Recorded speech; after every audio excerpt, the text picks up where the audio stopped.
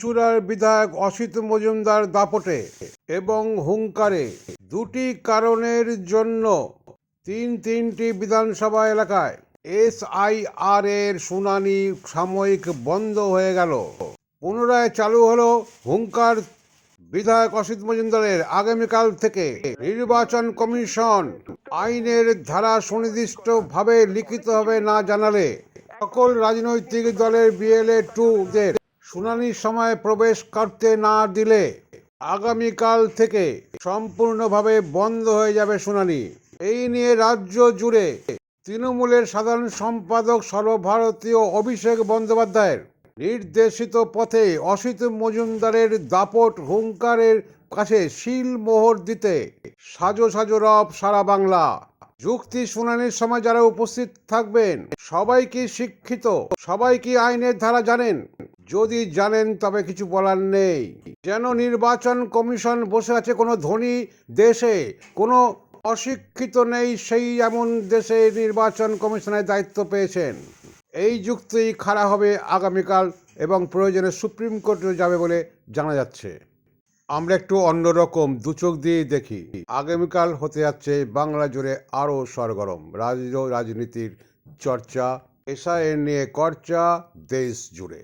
BJP নেতা দেবজিৎ কি বলছেন আগে শুনুন, তারপরে শুনবেন তৃণমূল মুখপাত্রের যুক্তি, বিধায়ক অসিত মজুমদারের ফোনালাপ। বাঙালিরকে যেভাবে এরা পর্যুদস্ত করেছে, বারবার নির্বাচনে অংশগ্রহণ করতেই দেয়নি, ভুয়ো ভোটার, অনুপ্রবেশকারী মুসলমান ভোটার দিয়ে ভরিয়ে রেখে দিয়েছে। এবারে পায়ের নিচের মাটি সরে যাচ্ছে, সেই জন্য এরা এইসব পাগলামো করছে, এই ধরনের কাজকর্ম করছে যেগুলো সংবিধান বিরোধী। আর ওনাদের নেতা তো বলেছেন আইনি পদক্ষেপ নেবেন, তা আইনি পদক্ষেপ নিতে যান না। এরা বেআইনি পদক্ষেপ নেওয়ার ক্ষমতা এদেরকে কে দিয়েছে? এদেরকে আইন আমলে আনা হোক, বন্ধ করিয়ে দেবে পদ্ধতি। এদের কপালে খুব দুর্ভোগ আছে, দুর্গতি আছে, এবং সেই দুর্গতিতে আমাদের পশ্চিমবঙ্গবাসীকেও সামিল হতে হচ্ছে, এটাই দুর্ভাগ্যজনক। ইলেকশন ম্যানুয়ালে আছে যে কোনো হিয়ারিং অর্থাৎ ভেরিফিকেশন প্রসেস হতে হবে স্টেক হোল্ডারদের উপস্থিতিতে। আর বিএলএ যারা বুথ লেভেল এজেন্ট তারা স্টেক হোল্ডারদের অংশ।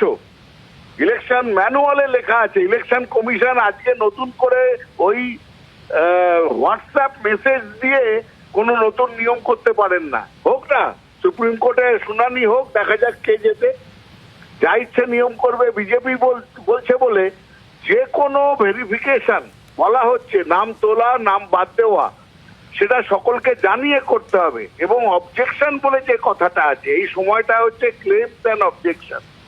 সেই অবজেকশনটা দেবে কি করে না জানলে? অবজেকশন দেওয়ার ক্ষমতা আছে বিএলএ যারা বুথ লেভেল এজেন্ট তাদের। উনি যা করেছেন ঠিক করেছেন, বেআইনি কাজ ইলেকশন কমিশন করছে।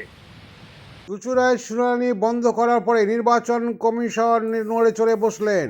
বয়স্কদের আর শুনানিতে আসতে হবে না, বাড়ি বাড়ি যাবে বিএলও। বিধায়ক কি বললেন শুনুন। বলেছি বিএলও 2রা থাকবে, আর বিএলও 2রা থাকতে পারবে না, তুমি লিখিত দাও, আমরা চলে যাব। যদি বিএলও 2রা থাকবে, থাকতে দেবে না, সেটা লিখিত দিচ্ছে না। দিচ্ছে না বলে হিয়ারিং বন্ধ করে দিয়েছি, পুরো 3টে বিধানসভার হিয়ারিং বন্ধ করে দিয়েছি। ঠিক আছে, আমি বিডিওকে বলেছি, এসডিওকে বলেছি বিএলও 2রা থাকবে, আর বিএলও 2রা থাকতে পারবে না, তুমি লিখিত দাও, আমরা চলে যাব। তবে কি অসিত মজুমদার কিংবা সর্বভারতীয় তৃণমূল সম্পাদক অভিষেক বন্দ্যোপাধ্যায় আইনের পথে আসছেন? আগামীকাল তবে কি হবে, কোন পথে বাংলা? দেখতে থাকুন ইএনসি নিউজ চ্যানেলে।